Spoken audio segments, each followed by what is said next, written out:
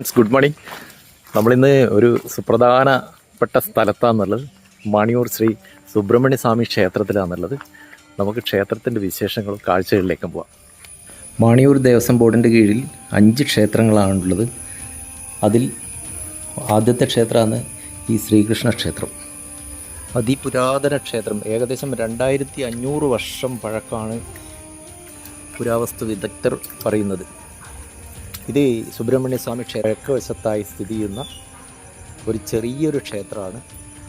നമസ്കാര മണ്ഡപവും ചുറ്റുമതിലോട് കൂടിയുള്ള ഒരു ക്ഷേത്രമായിരുന്നു ഇത്.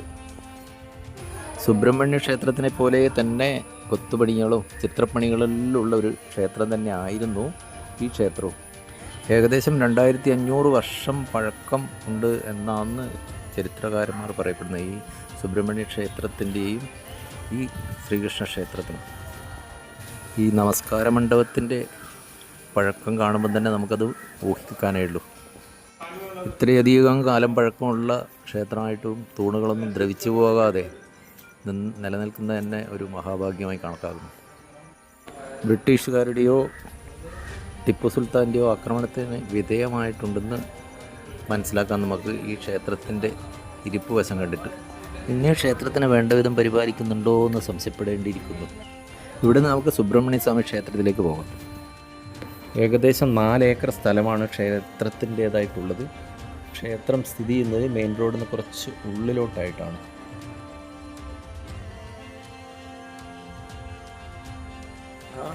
കാണുന്നതാണ് മാണിയൂർ സുബ്രഹ്മണ്യ സ്വാമി ക്ഷേത്രം. ഏകദേശം 2500 വർഷം പഴക്കമുണ്ടെന്നാണ് പറയപ്പെടുന്നത് ഈ ക്ഷേത്രത്തിന്. ഈ ക്ഷേത്രത്തിൻ്റെ പണ്ടുള്ള ചുറ്റുമതിലാണ് ഈ കാണപ്പെടുന്നത്. ക്ഷേത്രത്തിൻ്റെ മുൻവശത്തായി വലിയൊരു ദീപസ്തംഭം, അതിൻ്റെ പിന്നിലായി പണ്ട് കാലത്തുള്ള ഒരു ബലിബിംബം ഉള്ളത് മാണിയൂർ സുബ്രഹ്മണ്യ സ്വാമി ക്ഷേത്രത്തിലാണുള്ളത്. അപ്പോൾ ഈ ക്ഷേത്രത്തിൻ്റെ അധീനതയിൽ 5 ക്ഷേത്രം വേറെയുണ്ട് അല്ലേ? മാണിയൂർ ദേവസ്വത്തിൻ്റെ അണ്ടറിൽ വരുന്നത്. ഒന്ന് സൂര്യക്ഷേത്രം, ഗണപതി ദക്ഷിണാമൂർത്തി, കൃഷ്ണക്ഷേത്രം, പിന്നെ സൂര്യക്ഷേത്രം. സൂര്യക്ഷേത്രം കേരളത്തിൽ അപൂർവമാണ്. നാരായണ ക്ഷേത്രങ്ങൾ ഒരുപാടുണ്ട്, സൂര്യക്ഷേത്രം കുറവാണ്. പിന്നെ 2 അയ്യപ്പൻ. പിന്നെ ഇതിന്റെ ബാക്കിലൊരു ഭഗവതി ഉണ്ട്. ഇതിന്റെ ഭഗവതി ക്ഷേത്രം. പിന്നെ വേറെ ഒരാളുണ്ട്, ഒരാളുടെ അനിയൻ തന്നെ. ശരി. ഇതെല്ലാം ബാക്കിയെല്ലാം ഞാൻ ഒരാള്. അതെ, ശരി. 2500 കൊല്ലം പഴക്കമുള്ള 2500 വർഷം പഴക്കമുള്ള ക്ഷേത്രമാണ്. അപ്പൊ ഇതിന്റെ അവസ്ഥ, ഇന്നത്തെ അവസ്ഥ ഇതേമാതിരി ആവാൻ കാരണം ഈ ഒന്നിക്കൽ ബ്രിട്ടീഷുകാരുടെ അധിനിവേശം പറയുന്നത് മറ്റേ ഇവരെ ടിപ്പുവിന്റെ ഭരണകാലത്ത് നശിപ്പിച്ചു എന്ന് പറയപ്പെടുന്നുണ്ട്. അത് ശരി. പിന്നെ ഇതിന് പഴയ ഐതിഹ്യം എഴുതിയത് അവിടെയുണ്ട്. ഓഫീസിന്റെ അവിടെ ലിപിയിലുണ്ട്, പണ്ടത്തെ ലിപിയിൽ എഴുതുന്നുണ്ട്. ഓഫീസിന്റെ അവിടെയുണ്ട്. ഇവിടെ വൃശ്ചിക മാസത്തിലെ കാർത്തികയാണ് ഉത്സവം. വൃശ്ചിക മാസം കാർത്തിക ഉത്സവം. എത്ര ദിവസം? ഒറ്റ ദിവസം ഉത്സവം. ഒരു ദിവസം. പിന്നെ മണ്ഡലകാലം 41 ദിവസം നിറമാലയുണ്ട്. ഒരാളെ വകരെ തന്നെ എല്ലാ ഷഷ്ടിക്കും പ്രത്യേക പൂജ, അന്നദാനം, തന്ത്രി വരും. ശരി. പിന്നെ നിങ്ങളിപ്പോ ഈ അമ്പലത്തിൽ 13 വർഷം കഴിഞ്ഞു. 13 വർഷത്തില്. ഈ സോപാനം തന്നെ നമ്മള് മറ്റുള്ള ക്ഷേത്രങ്ങളിൽ കാണുന്ന മാതിരിയല്ലോ, കുറച്ച് വ്യത്യസ്തമായ. പക്ഷെ അത് തകർക്കപ്പെട്ട ദ്വാരപാലകർ 2 കൈ തകർക്കപ്പെട്ട നിലയിലാണ്. ദ്വാരപാല വീരസേനൻ, സൂര്യസേനൻ.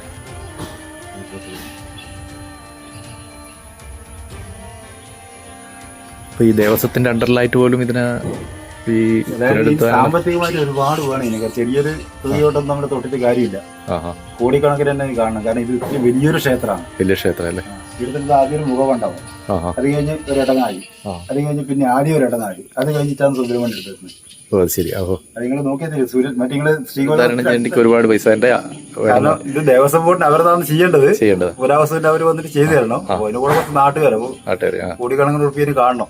അപ്പോ ഇതിന്റെ മാത്രമേ അതിനെ പറ്റി തുടങ്ങാൻ കഴിയൂ. വിഗ്രഹം എങ്ങനെയാ സ്ഥിതി ചെയ്തെന്നാ പറയുന്നത്? വിഗ്രഹം എന്ന് പറഞ്ഞാൽ ഇത് മുഖമണ്ഡപം. അത് കഴിഞ്ഞ് 2 ഇടനാഴി ഉണ്ട്. അത് കഴിഞ്ഞിട്ടാണ് പിന്നെ ശ്രീകോവിലുള്ളത്. ശരി. അപ്പൊ അതിനെല്ലാം ചെലവ് ചെയ്യേണ്ടി വരും, പൈസ കാണണം അല്ലെ? വലിയൊരു ഇതിന്റെ കൊത്തുപണിയെല്ലാം പോയതല്ലേ, കമ്പനി കൊത്തുപണി പോയിട്ട് കാണുന്നില്ലേ? അതെ, അപ്പൊ എല്ലാം പോയതാണ്.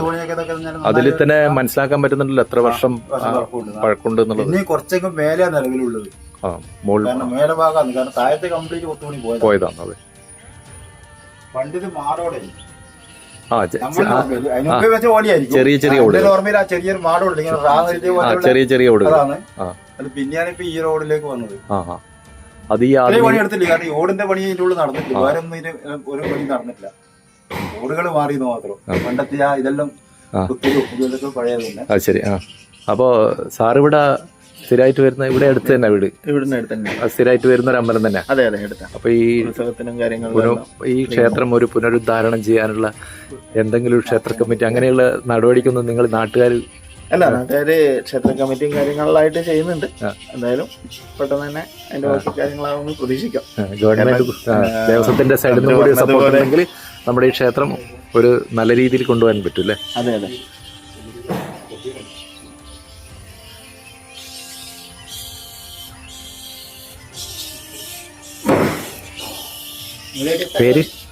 പേരെന്താ? ഈ കാണുന്നത് ചുറ്റമ്പലാണ്. ഒരു മഹാക്ഷേത്രത്തിൻ്റെ എല്ലാവിധ യോഗ്യതയുള്ള ഒരു ക്ഷേത്രമാണ് മണിയൂർ സുബ്രഹ്മണ്യ സ്വാമി ക്ഷേത്രം. സുബ്രഹ്മണ്യൻ ഈ ക്ഷേത്രത്തിൽ ബാലമുരുകനായിട്ടാണ് പ്രതിഷ്ഠയുള്ളത്. കൊത്തുപണികളാൽ അലങ്കൃതമായ ക്ഷേത്ര സമുച്ചയമാണിത്. വളരെയധികം പഴക്കമുള്ള 2500 വർഷം പഴക്കമുണ്ടെന്നാണ് പറയപ്പെടുന്നത്.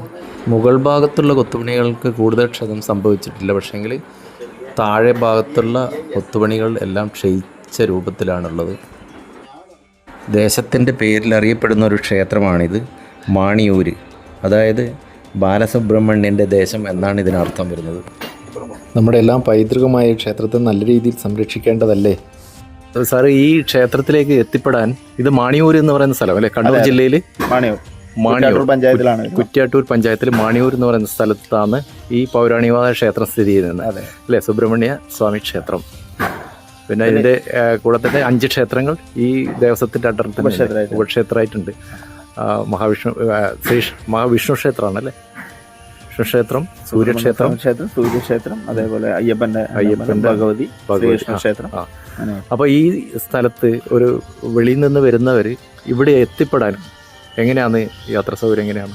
ഒന്ന്, നമ്മുടെ കണ്ണൂരിൽ നിന്ന് നേരെ കണ്ണൂർ കുറ്റ്യാട്ടൂർ പഞ്ചായത്ത് ഒരു ബസ്സുണ്ട്, ചെക്കിക്കുളം എന്ന് പറഞ്ഞ ചെക്കിക്കുളം ബസ്സിൽ വന്നിട്ട് ചെക്കിക്കുളം ഇറങ്ങിയിട്ട് കുറച്ച് ഒരു 5 മിനിറ്റ് ഇങ്ങോട്ടേക്ക് നടക്കാനുള്ള ദൂരമുള്ളൂ.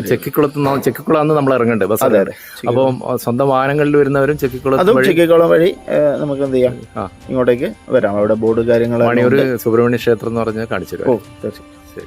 പണ്ടുകാലത്ത് 2 തറവാട്ടുകാരായിരുന്നു ഈ ക്ഷേത്രത്തിൻ്റെ എല്ലാവിധ കാര്യങ്ങളും നോക്കിയിരുന്നത്, കണ്ടമ്പി ഇല്ലവും മാനാട്ടില്ലവും.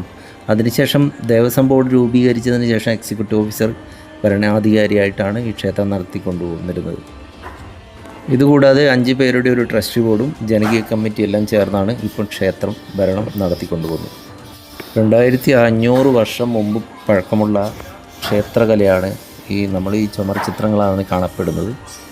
അത് ഈ ചോള രാജവംശത്തിൻ്റെ കാലത്തുള്ള ശില്പകലയാണെന്നാണ് പറയപ്പെടുന്നത്. ഈ മുകളിൽ കാണുന്ന കൊത്തുപണികളെല്ലാം മരങ്ങളിൽ ചെയ്തതാണെന്ന്. പണ്ടുകാലത്ത് ഇവിടെ ഒരു കൂത്തമ്പലം കൂടി ഉണ്ടായിരുന്നു എന്ന് പറയപ്പെടുന്നുണ്ട്. കൊട്ടിയൂർ ക്ഷേത്രവുമായി ബന്ധപ്പെട്ട കൊട്ടിയൂർ ക്ഷേത്രത്തിൽ കൂത്ത് നടത്തുന്ന അതേ ചാക്യാർ തന്നെയാണ് ഇവിടെയും കൂത്ത് നടത്താൻ അവകാശപ്പെട്ട ആൾക്കാർ. അപ്പോൾ അതിൽ നിന്നും മനസ്സിലാക്കേണ്ടത് കൊട്ടിയൂർ ക്ഷേത്രവുമായി ബന്ധപ്പെട്ട ഒരു ക്ഷേത്രമാണ് ഈ മാണിയൂർ സുബ്രഹ്മണ്യ സ്വാമി ക്ഷേത്രം എന്നതാണ്. ഈ ക്ഷേത്രത്തിൻ്റെ വഴിപാട് കൗണ്ടറിനടുത്തായി ഒരു പഴയ ലിപിയിൽ എഴുതിയൊരു ഫലകം സ്ഥിതി ചെയ്യുന്നുണ്ട്. ആ ഫലകത്തിൽ നിന്നും മനസ്സിലാക്കുന്നത് ഏകദേശം 2500 വർഷം പഴക്കമുണ്ടെന്നാണ് ചരിത്രകാരന്മാർ പറയപ്പെടുന്നത്. ചുമർചിത്രങ്ങൾ അധികം കാലഹരണപ്പെട്ടു പോയെങ്കിലും അതിഗംഭീരമായി പ്രൗഢഗംഭീരത്തോടു കൂടിയാണ് ക്ഷേത്രം ഇന്നും സ്ഥിതി ചെയ്യുന്നത്. ഇത്രയധികം ചുമർചിത്രങ്ങളാൽ അലങ്കൃതമായ ഒരു ക്ഷേത്രം നമ്മുടെ അടുത്ത് തന്നെ ഉണ്ടെന്ന് ഞാൻ ഈ അടുത്ത കാലത്താണ് മനസ്സിലാക്കിയത്. തമിഴ്നാട്ടിലെ തഞ്ചാവൂരിലുള്ള ക്ഷേത്രങ്ങളുടെ ശില്പവൈദഗ്ധ്യം തന്നെയാണ് ഈ ക്ഷേത്രത്തിനും കാണാവുന്നത്. ഇതിനെല്ലാം ഉത്തമ ഉദാഹരണമാണ് ശ്രീകോവിലിൻ്റെ മുന്നിലായി സ്ഥാപിച്ചിരിക്കുന്ന 2 ക്ഷേത്രപാലകരുടെ രൂപങ്ങൾ. കൈകൾ തകർക്കപ്പെട്ട നിലയിലാണെങ്കിലും വളരെ വ്യക്തമാണ്. വിദേശ ശക്തികളുടെ ആക്രമണത്തെ അതിജീവിച്ച് നമസ്കാര മണ്ഡപവും ചുറ്റമ്പലത്തോടും കൂടിയ പ്രൗഢഗംഭീരമായ ക്ഷേത്രം, മഹാക്ഷേത്രം എന്നും തല ഉയർത്തി നിൽക്കുന്നു. മണ്ഡലകാലത്ത് 41 ദിവസവും ഇവിടെ പ്രത്യേക പൂജകൾ നടക്കാറുണ്ട്. അതുപോലെ സർപ്പബലി, 4 സർപ്പബലി പൂജകളും നടത്താറുണ്ട്. ഷഷ്ഠി എല്ലാ മാസത്തെ വെളുത്ത വാവ് ദിവസം പ്രത്യേക പൂജയും ഷഷ്ഠി ആഘോഷങ്ങളും അന്നദാനവും നടത്തപ്പെടുന്നുണ്ട്. അതേപോലെ തന്നെ പ്രതിഷ്ഠാദിനവും പ്രത്യേക പൂജയും കാര്യങ്ങളായിട്ട് ആഘോഷമായിട്ട് നടത്താറുണ്ട്.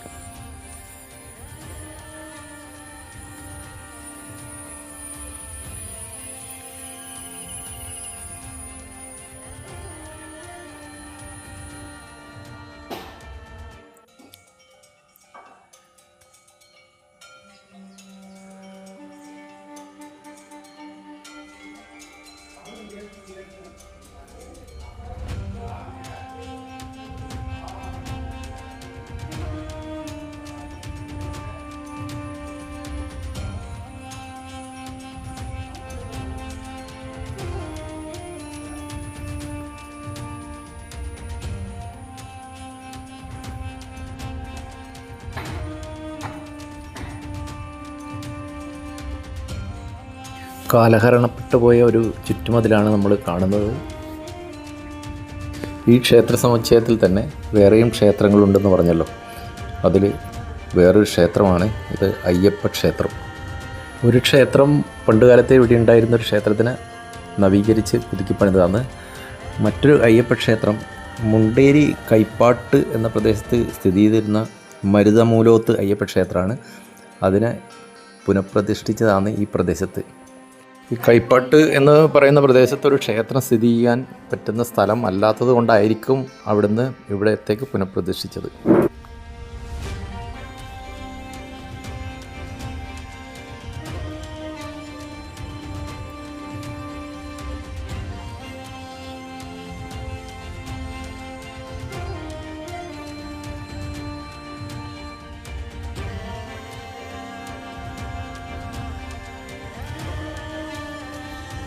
ഈ ക്ഷേത്ര സമുച്ചയത്തിൽ തന്നെയുള്ള മറ്റൊരു ഉപക്ഷേത്രമാണ് സൂര്യക്ഷേത്രം. കേരളത്തിൽ അപൂർവമായി മാത്രം കണ്ടുവരുന്ന ക്ഷേത്രമാണ് സൂര്യക്ഷേത്രം. ഏകദേശം 4000 വർഷത്തോളം പഴക്കമുണ്ടെന്ന് പറയപ്പെടുന്ന ഒരു ക്ഷേത്രമാണിത്.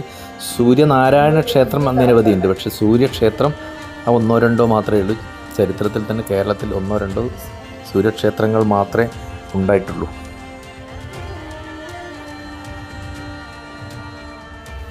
മറ്റൊരു ക്ഷേത്രമാണ് കിഴക്കൻ കാവ് ക്ഷേത്രം. ഏകദേശം 1000 വർഷം പഴക്കമുള്ള ഒരു ക്ഷേത്രമാണ് കിഴക്കൻ കാവ് ക്ഷേത്രം. അപ്പോൾ കിഴക്കൻ കാവ് ക്ഷേത്രത്തിൻ്റെ മുൻവശത്തുള്ള ക്ഷേത്രക്കുളമാണ് നമ്മൾ ആദ്യമായിട്ട് കാണുന്നത്.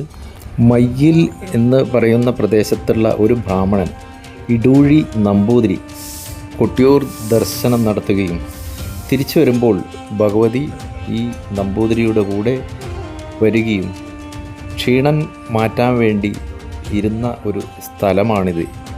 ഇവിടെ ഇരുന്ന് ക്ഷീണം മാറ്റിയതിന് ശേഷം എന്നെ ഇവിടെ തന്നെ, ഈ സ്ഥാനം മതി എനിക്ക്, ഞാൻ ഇനി ഇവിടുന്ന് എവിടെയും വരുന്നില്ല, എന്നെ ഇവിടെ പ്രതിഷ്ഠിച്ചോളൂ എന്ന് പറയുകയും ചെയ്തു. അങ്ങനെയാണ് ഈ ക്ഷേത്രം ഉണ്ടായതെന്ന് നമ്മളെ കൂടെയുള്ള ബൈജു അദ്ദേഹം നമ്മളോട് പറയുന്നു. ഇക്കാരണത്താലാണ് ഞാൻ ആദ്യം പറഞ്ഞിരുന്നത് കൊട്ടിയൂർ ക്ഷേത്രവുമായി ബന്ധപ്പെട്ട ഒരു ക്ഷേത്രം തന്നെയാണിതെന്ന്.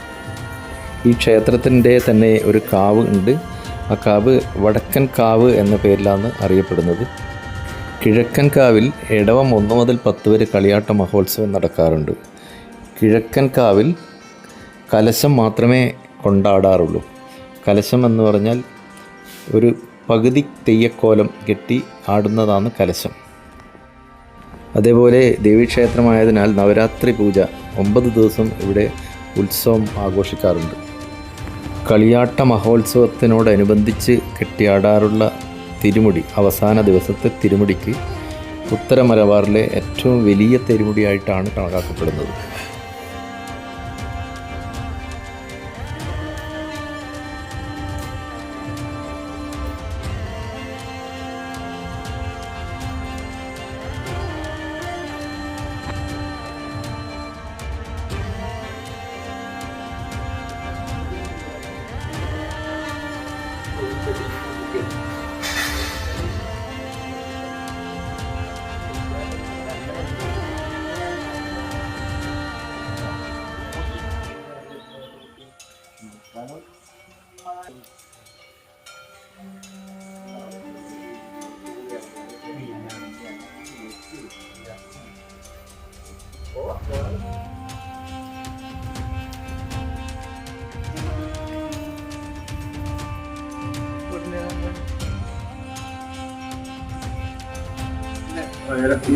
ഇത് മുടിന്റെ ഉയരം.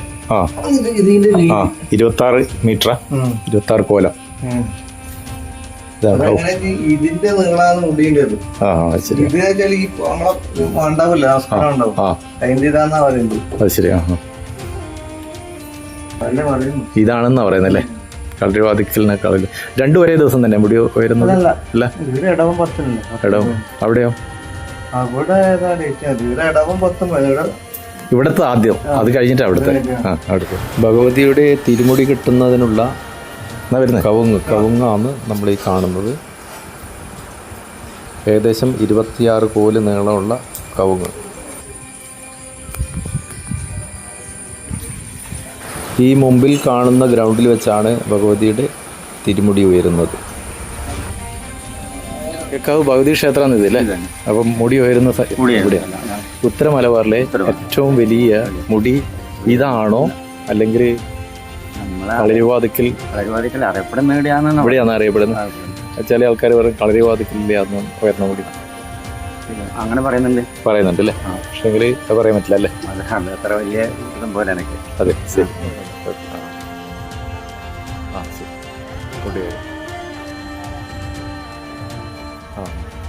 നിങ്ങളിവിടുത്തെ സ്റ്റാഫല്ലേ? അടുത്തല്ല ദിവസം